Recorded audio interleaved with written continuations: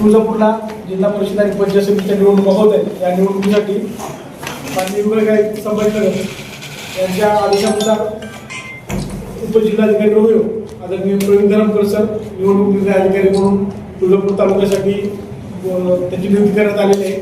त्याला सहाय्य करण्यासाठी म्हणून सहाय्यक निवडणूक निर्णय अधिकारी म्हणून मी तहसीलदार तुळजापूर माझी नियुक्ती करण्यात आलेली आहे.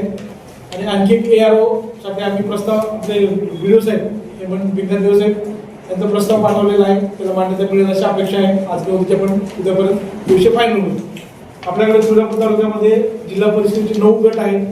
गटनीय मतदारांची संख्या ही पुरुष एकूण गटनीय आरक्षण आपला म्हणजे शॉर्ट बोर्ड दिले 2 पानांची पाठवतो त्याच्यामध्ये त्याचे डिटेल सगळे दिलेले आहे. सोबतच जे 18 पंचायत समितीचे गण आहेत त्या गणाचं आरक्षण, गणाची लोकसंख्या, गणाची मतदारसंख्या याची पण माहिती आपल्या सोबत देण्यात आलेली आहे. साधारणतः एकूण 230 मतदान केंद्र या जिल्हा परिषद आणि पंचायत समिती निवडणुकीसाठी तुळजापूर तालुक्यात निश्चित केलेले आहे.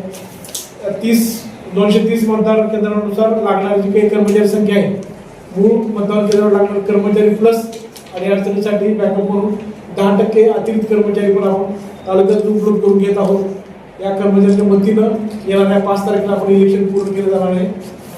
साधारणतः आपल्याकडे या इलेक्शन घेण्यासाठी 230 मतदान केंद्रामध्ये 18 आपण क्षेत्रीय निश्चित करण्यात आले. त्यामध्ये झोन निश्चित केले म्हणून या प्रत्येक झोनसाठी एक झोनल अधिकारी असेल.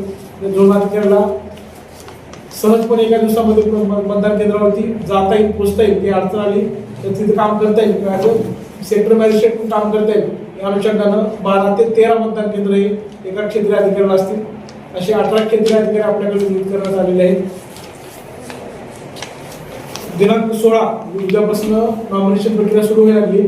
नॉमिनेशन हे 100% यावेळेस ऑफलाईनच असतील. ऑनलाईनचा कसलाही प्रकार आयोगाने यावेळेस ठेवलेला नाही. नॉमिनेशन विक्री सुद्धा उद्याला सकाळी 11 वाजल्यापासून सुरू केली जाईल. नॉमिनेशन विक्री, नॉमिनेशन स्वीकारणं, छाननी, चिन्ह वाटप हे सर्व कार्यक्रम इंजिनिअरिंग कॉलेजचा जो काही मुख्य प्रशासकीय इमारत आहे त्या प्रशासकीय इमारतीमध्ये केले जातील.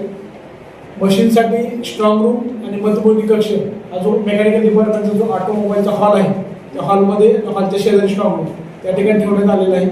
नियमित आपण तिथं स्पोर्ट्स हॉलमध्ये इलेक्शनचं काम घेतो. विधानसभेच्या इलेक्शन नंतर तिथं मान्य उच्च न्यायालयामध्ये पिटिशन दाखल झालेलं आहे.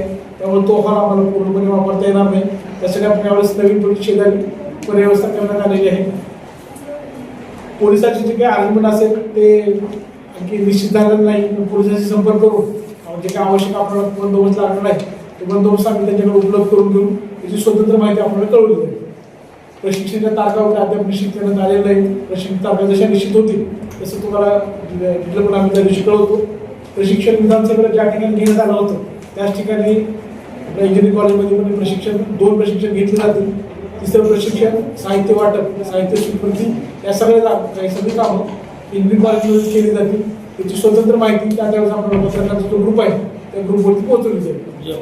बाकी आम्हाला जे काही माहिती सांगायची ती माहिती सोबत जोडलेली आहे. टपाली मतपत्रिका नगरपालिकेला नव्हत्या. यावेळेस स्टाफची संख्या जास्त असल्यामुळे जिल्हा परिषद टपाली मतपत्रिका असणार आहे. विधानसभेला जे 85 वयापेक्षा अधिकचे मतदार होते किंवा जे दिव्यांग मतदार होते त्यांच्यासाठी जे घरपोच टपालीतून मतदान घ्यायची सुविधा होती तशी सुविधा देण्याबाबत राज्य निवडणूक आयोगाच्या यावेळेस कसल्याही सूचना आहेत. त्यामुळं अशा लोकांना पण मतदान केंद्र एवढंच मतदान करावं लागणार आहे.